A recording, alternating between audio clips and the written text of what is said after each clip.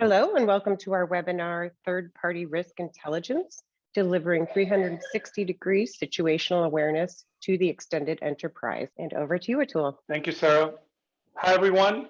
8 out of 10 enterprises reported a business disruption that was caused by their third parties. And this was in 2019, pre-COVID.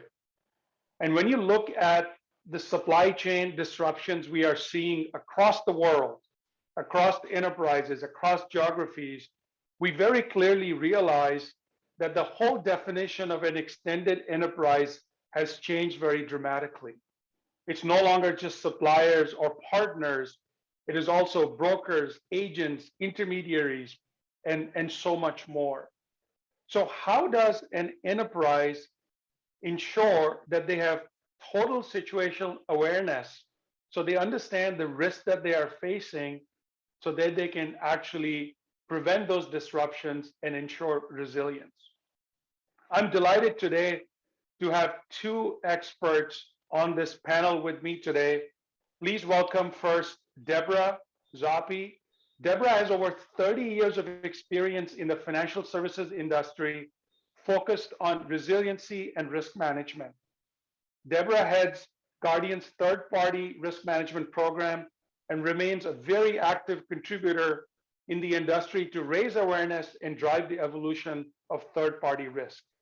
Her focus very clearly has been to increase the risk management posture and ensure compliance with regulations without impacting profitability. I've known Deborah. Deborah is a strategic thinker that delivers results. Deborah, welcome to the panel. Thank you so much, Atul. I'm also delighted to have the father of GRC, Michael Rasmussen. For many of you that you know him, you know that Michael used to be at Forrester, where he coined the term GRC, and today is a leading voice and analyst, and his firm is really educating both the enterprises that offer these solutions and the enterprises that leverage these solutions, and making sure that he is bringing expertise not just around these solutions, but also where is the market, where is the need and solutions headed.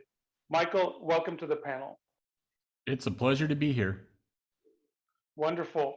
So without further ado, let's get started. But again, to the audience, please use the chat feature. Please use the Q&A feature to ask any comments. And of course, feel free to make, ask questions or make comments. So let's talk about the extended enterprise. Very clearly, when I'm talking to customers, they talk to me about how they're looking to expand the third-party programs. But the reality is, it's not just about expanding the third parties you cover. The whole universe of third party has expanded. So Michael, begin with you. What do you mean when you talk about the extended enterprise? The extended enterprise is the modern organization. Today's modern organization is not defined by brick and mortar walls or traditional employees. Today's modern organization is the extended third-party relationships. As you've already stated, you have the suppliers and vendors and outsourcers and service providers and contractors and consultants and temporary workers and brokers and agents and dealers, intermediaries, and more. We can go on and on. That's the extended enterprise. You cannot define where the organization starts and stops. It's not black and white. It's not Boolean. It's shades of gray, really, because it's nested in deep supply chains and subcontracting relationships. And the issues in your third-party relationships are your issues. Their challenges are your challenges. Their compliance problems are your compliance problems. Their risks are your risks. John Donne, the English poet, said, "No man is an island entire of himself. Every man is a part of the continent, a part of the main." You replace that word man with organization today, and it applies so well that every organization is a part of the continent, a part of the main. No organization is an island entire of itself. It is an interconnected risk environment. It's an interconnected business environment, and that's the extended enterprise. And these relationships are often complex because that part of your business that is in the extended enterprise, that supplier, vendor, outsourcer might also be servicing your competitors. Or your partners and so many other things. It's a very challenging time. And one of the biggest challenges organizations face is trying to manage risk and compliance and integrity like ESG in the context of the extended enterprise. Absolutely. And Deborah, I think it'll be good because I know from the insurance world, that complex web can be very different than what other companies see. So Deborah, when you think about the extended enterprise, share some examples of what does that look for you? So the NYDFS regulation, the cybersecurity regulation from 2017, not only did it expand upon the need to include law firms and brokers and third-party administrators into that view of what is a third party, but it also expanded the definition of the data that's being shared. There was previously, an expectation that it was only privacy data. It was about the person. Well, that also expanded to be non-public data. So that's now about the company. Well, we share data with a lot of companies for different purposes, whether it's marketing, whether it is for sales purposes, or just information that we're providing out to our customer base. So that third party, both the expansion of the scope as well as where the data is going to and what type of data is going to really broaden that span. In addition to that, we also had SolarWinds. SolarWinds completely changed what are we looking at, because we're not necessarily just looking at the third parties. We're also now looking at some of that key software that our vendors are using or their third parties are using that could have an ultimate impact on us because of the uptick in the cyber threat environment. Right. So I think this is a good reminder to everybody, right? As you think about your risk management program, think about your definition of who you're monitoring, not simply as your third parties, but what does that extended enterprise that impacts your business as such. Let me move to the next one, because I know this is a question that I get all the time as the CEO of Supply Wisdom.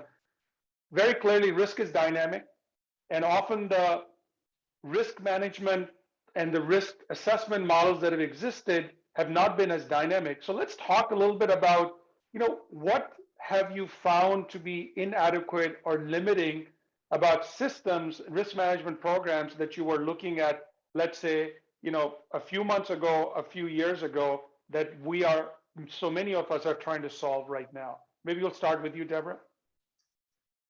One of the big challenges that we have is, so the third-party supply chain is growing exponentially year over year. Our vendors are using more vendors. We're using more vendors. We've got new and emerging technologies that's out there, AI, that demand. We have the customer demand as well that are looking for real-time solutions that they can manipulate their own data within that. They want that self-serve kind of capability. So that's putting a real strain on how much you have to do. That poses the subsequent challenge of you have to periodically recertify those controls. So again, now the population is just growing too fast. And since you're not typically expanding your resourcing to accommodate, a larger population of assessment activity, you now have the challenge with how do I do it but not take up as much time and space. So you have to be able to focus in on what are the key areas, try to scope this specific to the type of product or service that's being provided. And you absolutely have to be able to leverage some continuous monitoring tools to understand financial health, cyber health, reputational issues. And that plays into, from an ESG, from, all of those perspectives that are now in scope of what are we really looking at? It's not just those risk management controls on technology, it's the risk management mindset of the companies that we're working with. That's a great way to say it, not just controls, but mindset. Michael? So, I mean, the physicist Friedrich Capra stated, the more we study the major problems of our time, the more we come to realize that they are interconnected and interdependent. They are systemic problems. And he was talking about biological ecosystems at that point, but he might as well have been talking about the ecosystem of the extended enterprise. That today's risks in the extended enterprise are interconnected.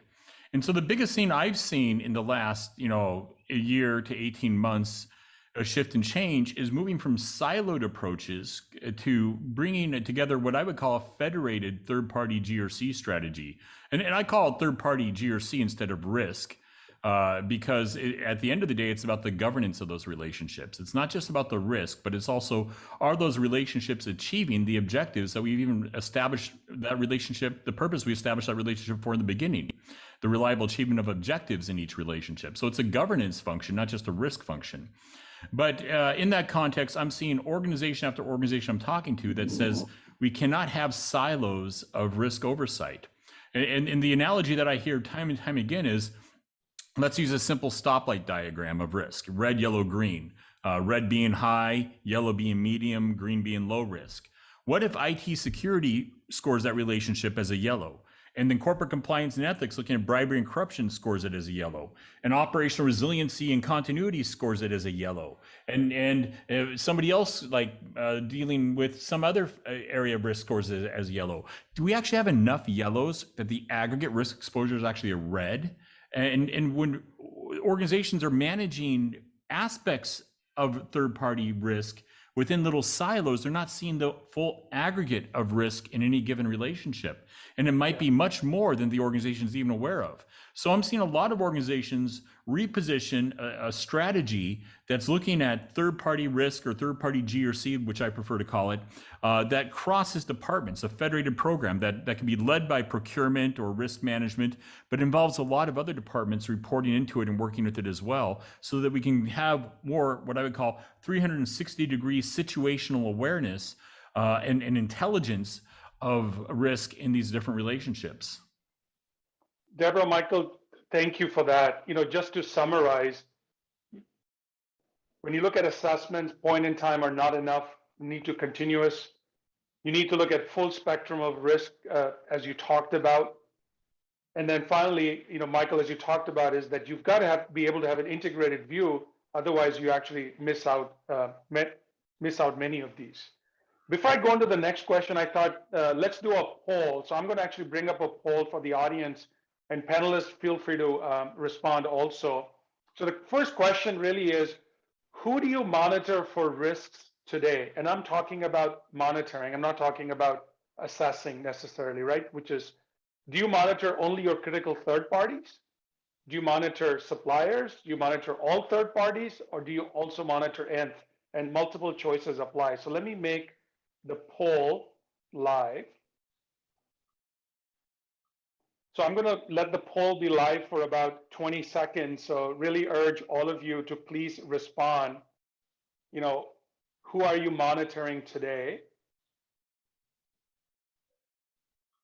Only critical third parties, or all suppliers, all third parties, and also nth parties? Multiple choices are okay. I'm going to shut the poll in about 10 seconds. We have quite a few more that could be responding. So if you can, I would appreciate it.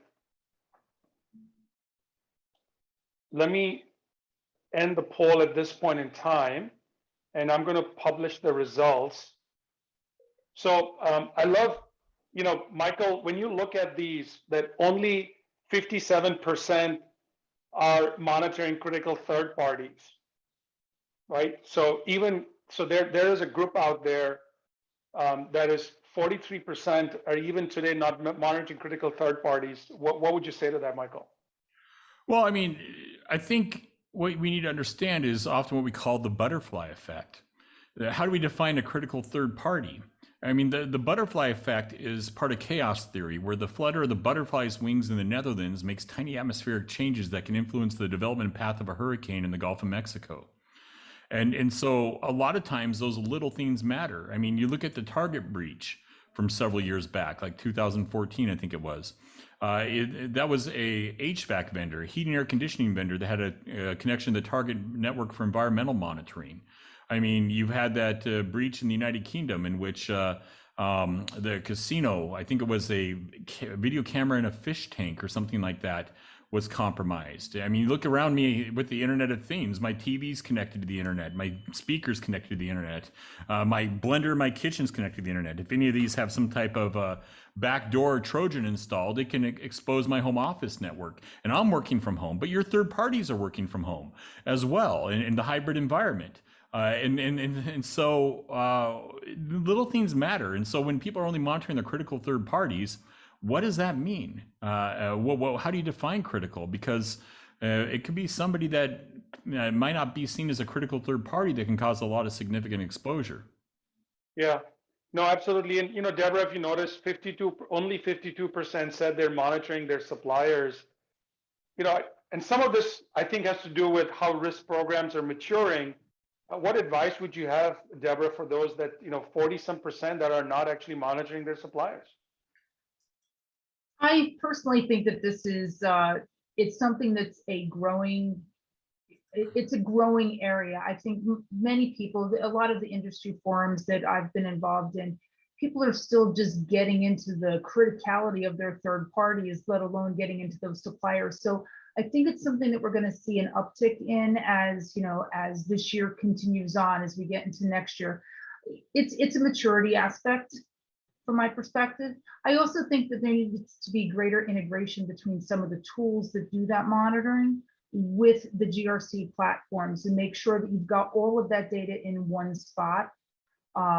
It's just too difficult to maintain, multiple, I'm going to log into 6 different locations to monitor my third party. It's got to aggregate somewhere. Right. And Michael and Deborah, I think that brings us to a good point, which is, hey, if you are going to move towards greater continuous monitoring, you need good integration between that and your GRC workflow platform. Michael, what are you seeing in that marketplace? Are you seeing that come together? I'm starting to see the initial stages of that coming together, that people are integrating, and it could be a GRC platform that has a third-party module, or it could be more of a dedicated solution, because we have the broad platforms out there for GRC that have third-party modules, but then you've got dedicated platforms that just do third-party GRC, the workflow tasks and that type of things, like the Aravos and Coupas and others out there as well. But these solutions need to be augmented with strong third-party risk intelligence. And historically, that means going to a lot of disparate different databases, and connecting to a variety of feeds for politically exposed persons, watch lists, sanction lists, negative news, security ratings, financial ratings. I can go on and on and on. And nobody really brought it all together, because in the past you had to connect to all these different feeds to get this information. Now we're starting to see third-party risk intelligence providers like Supply Wisdom that are aggregating and bringing all this information together through one source, which makes it much easier to manage. Michael, absolutely. So Michael, I think this is a perfect time to maybe talk about and go a little bit deeper into, often when I'm talking to customers and companies and I talk about continuous monitoring, often the feedback I get from them is they actually think they are continuous today. And then when you dig deeper, what you find is that they may be continuous in cyber, right? But when you start looking at the other risk domains, they are thinking of continuous as they're doing it once a year or they're doing it once a quarter. Deborah, does that resonate with you in terms of how people may have ill-defined continuous and not clearly defined what does full spectrum mean? Oh, absolutely. But it's also, you can't boil the ocean. So there is a very fine balance that has to be maintained, because if you're continuously monitoring every one of your vendors, now you need the resources to look at all of that. So you need to smartly design what you're alerting for, what's the trigger. You need to understand what's in the news, what does that really mean? The financial health of the company, that cyber health, as you've mentioned, getting all of this connectivity across those systems is really important so that you have that full view of how is this vendor doing? Are they in trouble? Because one number does not necessarily equate to they're going out of business. Sometimes the cyber scores, just by the nature of the type of company, sometimes that cyber score is not a great indicator for how well a company is doing because it's at too high a level. You've got those companies that have, subsidiary activities that are going on, and you really need to see that you need to see that breakdown. I don't want to see JP Morgan Chase. I want to see a particular line of business for them. And that's really important to have. And that, it kind of all triggers in to pull all of it together. I think that this is really important to understand that full picture of a vendor. Michael, look to your view as you were talking about 360-degree situational awareness. Talk to us a little bit more in depth around how you think about maybe these risk domains or key criteria under that one ought to think about moving to more of a continuous model than just a pure point-in-time assessment. Yeah, well, I mean, first off, what I find interesting that jumps out at me is you have ESG in the middle, but ESG sort of covers every one of these areas because ESG is sort of all encompassing because it includes the financial aspects, the cyber operations, compliance, and more. And if you look at like the Germany Corporations Due Diligence Act, it gets down to nth parties. There's so much happening there.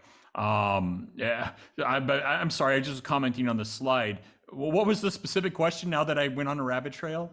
No, Michael, that's the perfect example of complexity of risk management in GRC. What I wanted, Michael, you to comment on is talk to us about, often when I'm talking to a customer and I find that they do financial due diligence and cyber due diligence, and a lot of times the other domains are ignored. So talk to us about this movement to 360 situational awareness and why it's maybe important to look at all these 7 risk domains and kind of go deeper into what's under it. Yeah, well, one of the aspects that you were just referencing is the idea of continuous assessment, and I think that's extremely important because business is dynamic. It's changing minute by minute and second by second. Not just your business, but your third parties, your extended enterprise, their business is changing. They might have been the right business to do organization to do business with 3 years ago, but are they today? Has their cyber position changed? Has their financial position changed? Has their bribery and corruption position changed? Has their commitment to the environment or social aspects of modern slavery changed? And we have to keep up on this. And today, with continuous risk intelligence, you have similar to what we have for credit monitoring. I subscribe to a credit monitoring service, and if my credit score changes or there's some type of check on my credit, I get alerted right away. I know about it that day, and that's important. It's actually saved me and my wife. It was about 18 months ago. All of a sudden, I get an alert that there's some type of negative report on our credit. And it's like, what's this? I don't know. We should have a negative report. And I would go and I look into it and found out that, my wife had a medical procedure and they had an address that they billed, even though she filled out the form correctly, they had an address that they billed it to that was from where we lived 30 years ago. And actually it was the house she grew up in.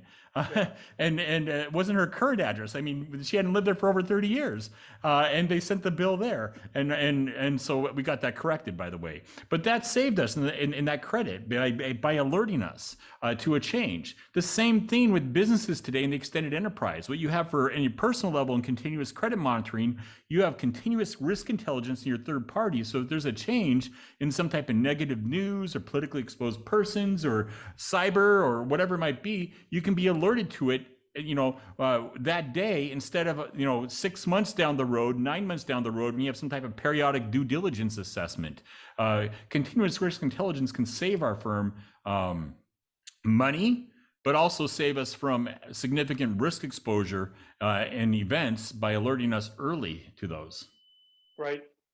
And so I think just to reaffirm here, it's important in today's business environment to no longer just monitor for financial And cyber risk is really to look at the entire full spectrum so that you have an early warning of disruptions. Because often what we are finding as we do a lot more look backs into incidents is a cyber incident doesn't start at cyber. It starts with potentially maybe employee issues, attrition, financial issues, lack of operation controls.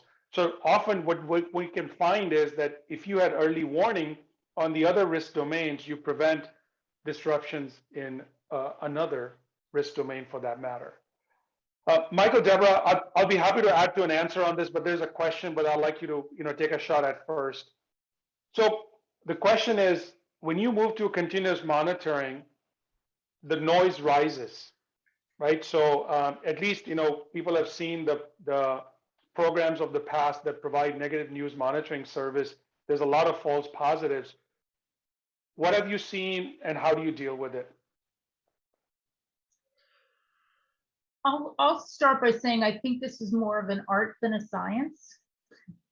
I think that depending on the number of entities that you're monitoring, there absolutely can be a whole lot of noise. I don't know how practical this is, something that we've actually struggled with ourselves, that having a single person doing a review of all of those alerts coming in to decide what's relevant and what's not can be a challenge. Some of what we may need to do is, as we grow more into this space, is really start sharing the information that's being brought to our attention with the business, so that they can then make that determination as to how relevant it is to the particular engagement or type of product or service that the vendor's providing for them. I think this is a great opportunity to raise that awareness and get other people more engaged in the process, to start thinking from that broader perspective, that it's not just about they're meeting their SLAs. It might be about other things that are going on throughout those companies. Michael, do you want to add anything to that? No, I would agree. I think as we leverage artificial intelligence and things like that, it can help fine tune, help us get rid of some of the noise out there, but some of that is still maturing. But it's better to be alerted and have to go through a little bit of noise and things out there than to remain ignorant of something out there in the environment. So I would say that it's better to have some noise than no noise at all and get caught off guard by something you miss. Yeah, no, definitely. So I think just for the audience, I'll share our experience at Supply Wisdom. In the end of 2019, our machine learning algorithms that were doing alerts were about 65% accurate. By the end of 2020, we had reached 87% accuracy. And today that accuracy is over 90%, right? So I think there's been tremendous development in automation and data science to enable greater accuracy. And then the other thing we find is that as customers provide to the system not just the name of the third party they want to monitor, but as they start providing details like what service, what location, that the accuracy actually rises even more so, because the accuracy is about relevancy.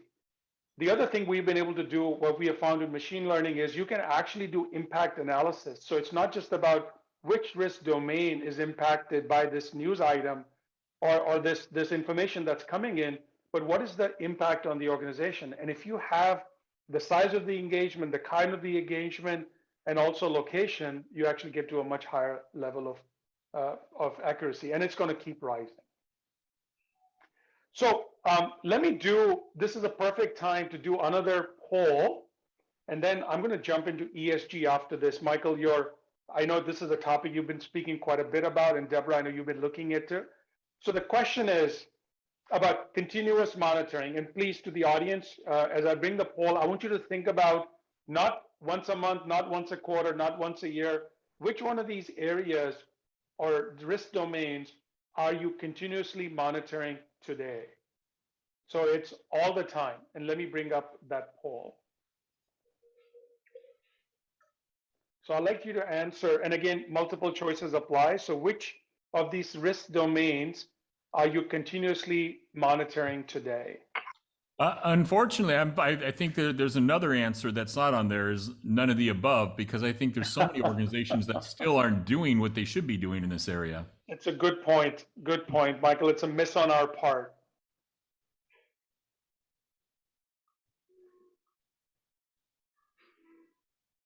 So so again, are you truly monitoring the ESG status of your third parties on a continuous basis? Or is this something, if you're doing once a year assessment, that's not continuous?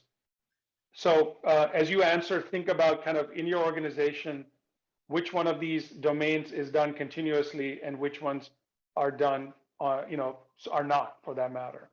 I'm going to let it open for another 30 seconds. And then I'm going to end the poll and show the results. We have only less than half the audience participating on this one compared to the last question. So I have to believe, Michael, that the answer might have been none of the above. Yeah. For about half, because about half of them have not responded. So let me end the poll in 5 seconds. And so we'll have to keep in mind that about half the audience did not respond, which I'm assuming their answer is none of the above. When you look at this and you notice that, locations, operations, ESG have some of the lowest level of continuous monitoring, what's your reaction to any of this data? Do you see this as challenging? You see this moving in the right direction? I think that it's just a matter of maturity and adjusting to the world. I mean, ESG is something that's new for a lot of organizations. Not completely new, because before we had corporate social responsibility, CSR. But the issue there was that CSR was passed around the organization like a hot potato and often landed in the lap of marketing and became a branding exercise. ESG, on the other hand, has teeth. Boards of directors are being voted in and out based on ESG metrics. BlackRock, State Street, and other institutional corporate investors are making investment decisions based on ESG practices. Customers are making decisions on who they do business with, on the values of the organization. Even employees, particularly the millennial generation and Gen Z, they're making employment decisions not just on salary and benefits, but on the values of the organization. ESG is critical, and it's got teeth and it's got regulatory enforcement. And so I think it's just a matter of time and maturity, because there's been a lot of focus on the cyber element, which cyber is part of the G in ESG, but ESG is so much broader than that. I think that it's just a matter of time as organizations start to build their ESG practices, particularly in the extended enterprise and responding to the EU directive and the Germany Corporation Due Diligence Act and things like that. The ESG aspect starts to become more and more prominent in their continuous monitoring risk intelligence needs. Right. So one of the audience members just shared a comment that I want to share with everyone. Right. So the approach that they took, and this is a bank in Ireland as an example, that the areas that they monitored continuously were tiered. So the most highest tier, the critical tier, and that's where they started as they look to their journey to mature their programs. Thank you for that, Charles. That's really good feedback. One question from the audience that, Michael and Deborah, if you have examples, would be great to share, and I'm happy to add to that. They're asking, do you have examples where, because of early warning of a disruption due to continuous monitoring, it helped avoid a disruption and can basically avoid that risk? Do you have examples you could share?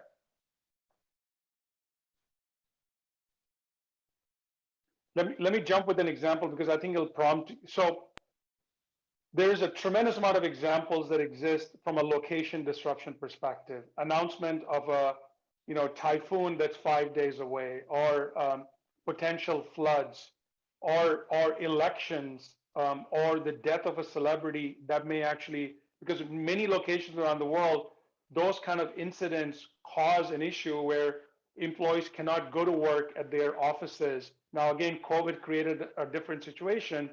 And so many times these customers, because of this advance warning, issued laptops and soft security tokens, VPN access to their employees so they could work from home. And that's why they avoided that disruption. I have another cyber example, but I wanted to see, Michael, Deborah, if you have any examples you wanted to jump in with. Yeah, we had similar examples to what you had spoken of, where there were city shutdowns or there were water shortages. And I don't know that they necessarily resulted in any operational impact, but it did trigger us to invoke our business continuity plans. So, we did have our people either redirected to other locations, or we did leverage, work from home strategies, outside of the pandemic, obviously.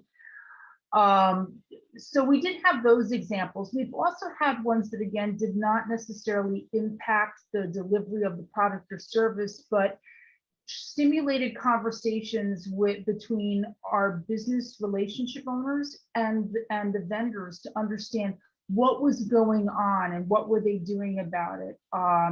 There were, purchases of one company by another. What does that mean? Is it going to result in an impact to SLAs?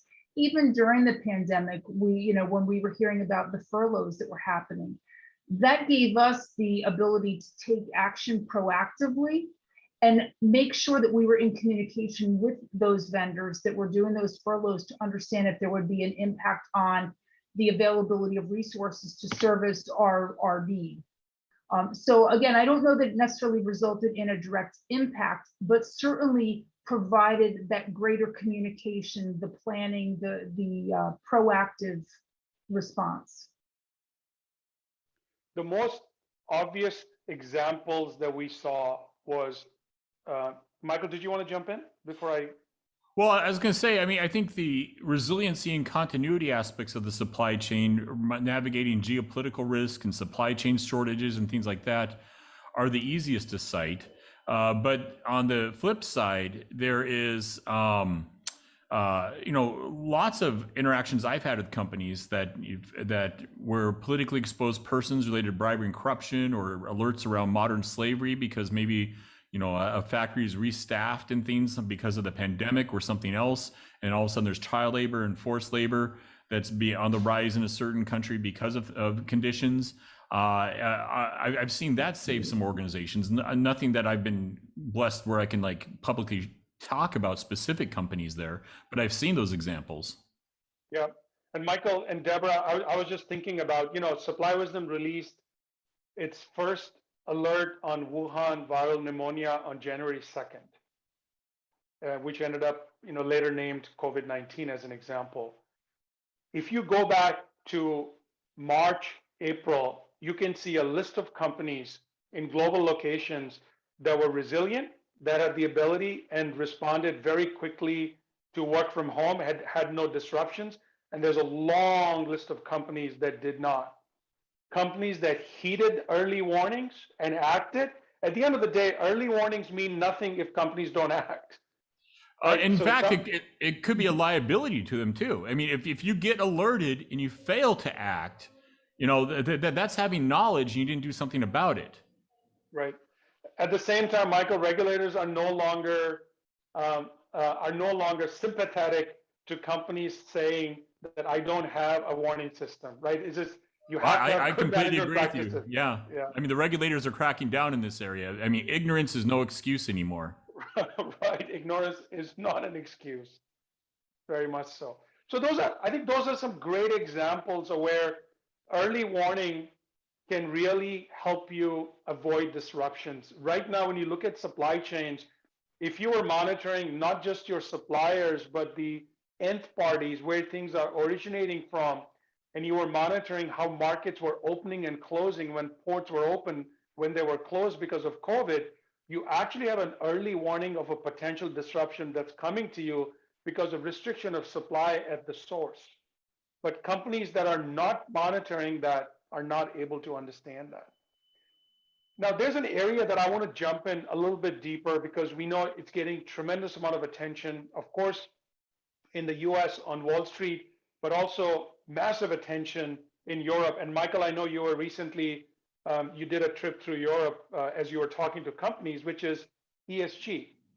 Let's talk about, Michael and Deborah, how is ESG redefining TPRM and particularly supply chain risk? And again, Michael, I agree with you the ESG is much broader. And, as you know, we do 7 risk domains, but this particularly how we focus the ESG category as an example.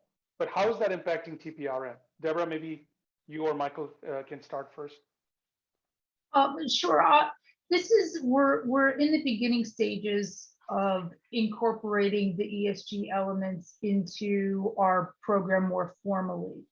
I'm going to speak to more about the challenge of integrating this that we've encountered, which is I now collect this information about what a third party is or is not doing. What do you do about it, and how do you, because this results in a larger change to who do we go into business with if they're not doing the right things. They're flying their executive team on Lear jets around the world for a holiday party. Okay, what do I do with that information? Does that result in we say no, you can't go to contract with them? If they're not, what do you do in the instances where you already have that contract in place and you realize that there's a lot of bias in, who they're hiring, how they're giving advancement opportunities, those types of issues. Again, what do you do about you've got those existing? So while we're beginning stages of implementing what we're doing as far as assessing what our third parties are doing, on the flip side of it, we have to also define what do we do with it once we know the answer. So Right. We're not as deep and mature into that space right now, but we're doing an awful lot of research and exploration so that we have a really strong handle on this, because once we know it, we have to have action. We have to know what we're going to do about those elements. So we're looking forward to the continued evolution of getting this better incorporated into the program overall. But we're at the beginning stages and Right. trying to really expand our mindset and our understanding of what those impacts are and how do we want to address it at a company level. Right, Deborah, many companies doing that. Michael, what advice are you giving to companies regarding ESG and risk in GRC? The advice, start working on it now. I mean, because this is serious stuff, and it's got a lot of attention from the board on down, from the regulators as well. And so organizations have to be paying attention to this. And so in that context, we need to address, what we're doing to address ESG within the organizations, and be able to properly manage this across the extended enterprise. But it's very complex. We were just talking about this, you and I, before the webinar this morning. In the last several weeks, I'm having daily conversations several times a day on ESG. But what's interesting is the governance, the G in ESG, there's a lot of commonality across different industries. And so when you get into things such as shareholder rights and bribery and corruption, information security, internal controls over financial reporting, board structure, things like that, that's very common. About 80% of the G in ESG is common across industries.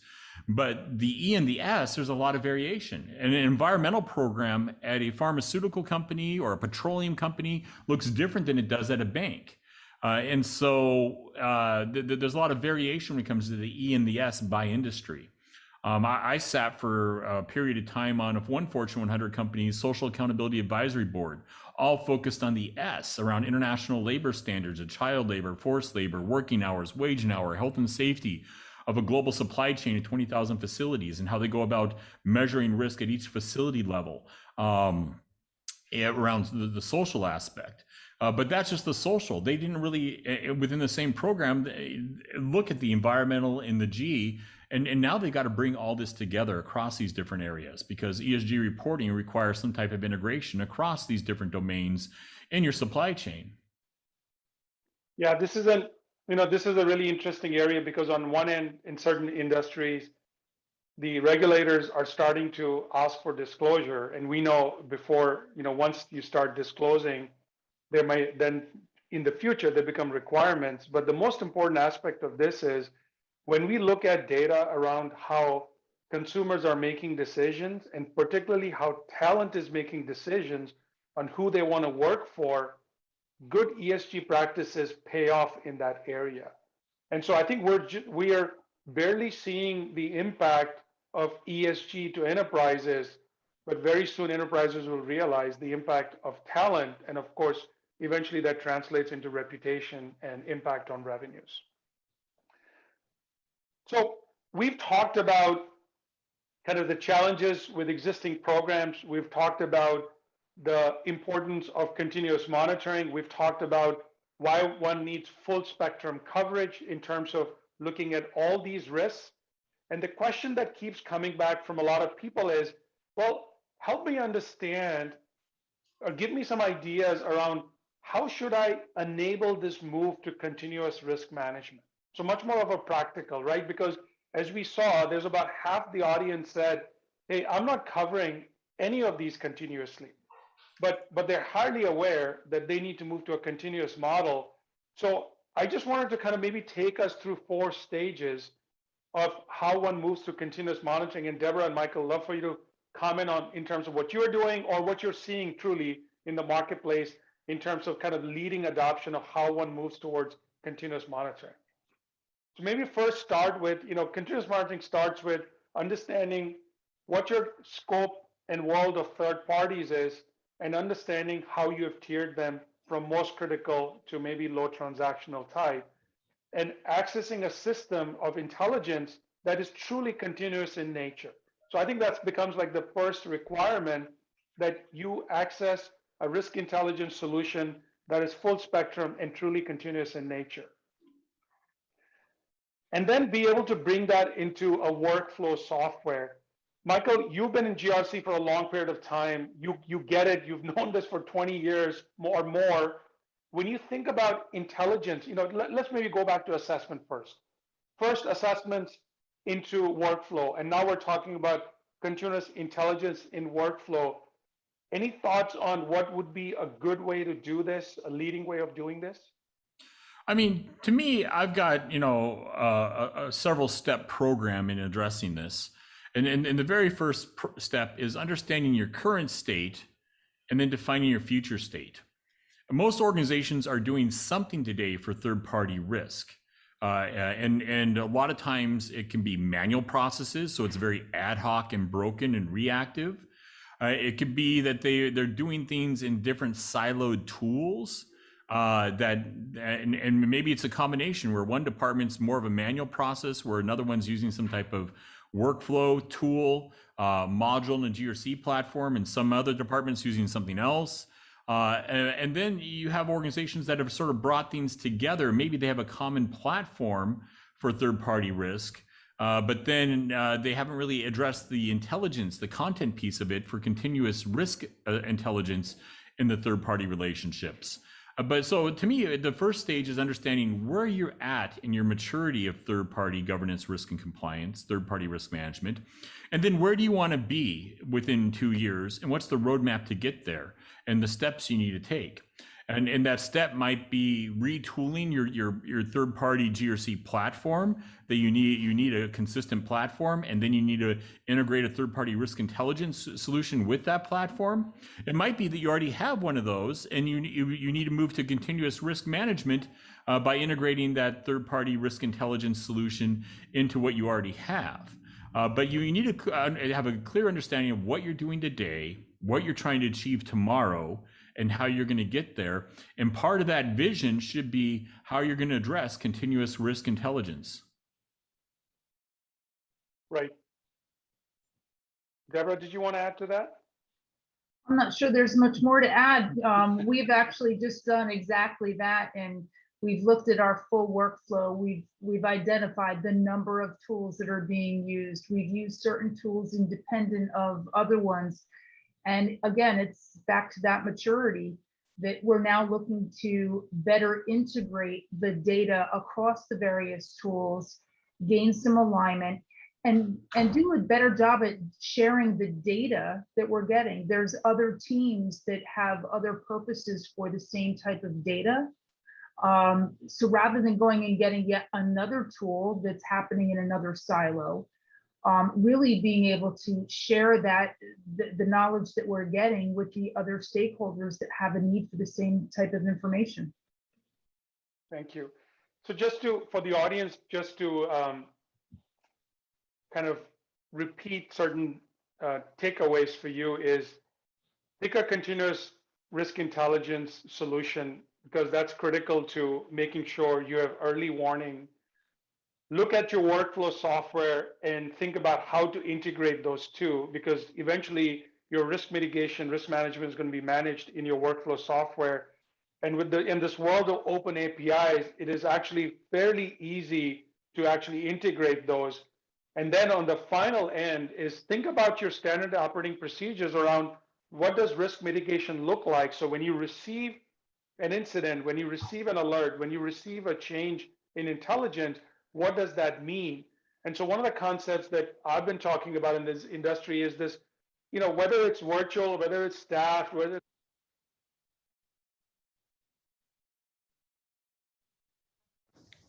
and whether it's a combination of people and tools, what you really are doing is integrating this process from risk intelligence to risk management to risk actions, and potentially you're going to be able to automate a lot of this.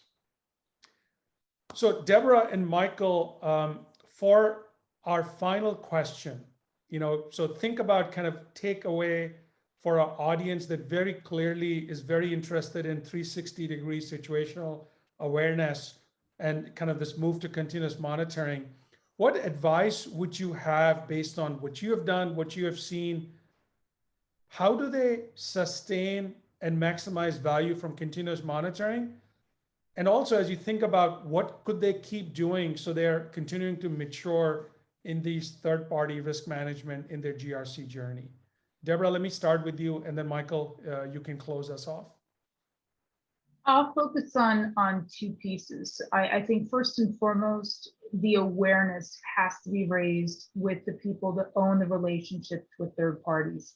They need to understand the various types of risks that need to be taken into account as they enter into these contracts or expand contracts to do new and bigger things with existing vendors. On the second part of that, when you're picking the tools that you're going to use, there's a lot of tools out there. Some of them have very limited insight. Others have a much broader set of offerings.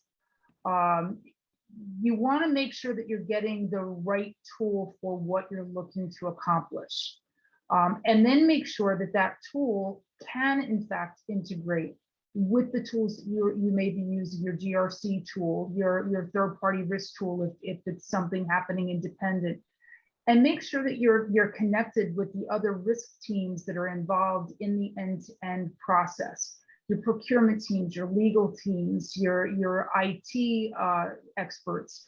You want to make sure that they're part of that solutioning and they're aware of what you have to offer, because your information can really be reutilized in a lot of these other work streams and really benefit the overall end-to-end third-party risk management activity.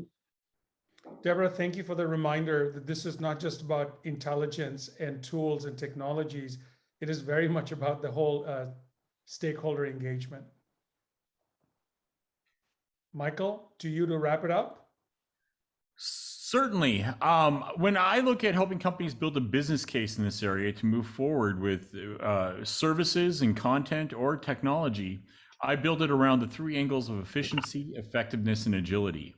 How is a continuous risk management solution intelligence service going to make me more efficient? Time saved, money saved, like moving down from 200 employee hours to monitor something down to, less than 5 minutes, time saved, money saved. But also, how is it going to provide value in being more accurate, complete, thorough, less things slipping through cracks, being caught off guard? There's value to measure there. But the third angle is also to being to keep up with change, regulatory change, risk change in the external world, like geopolitical risks and things, disruptions, but also changes in the business environment itself, not just in our business environment, but in our third parties. And how is this third-party risk intelligence solution not only going to make me more efficient and effective, but how is it going to make me more agile and resilient to developments around the world?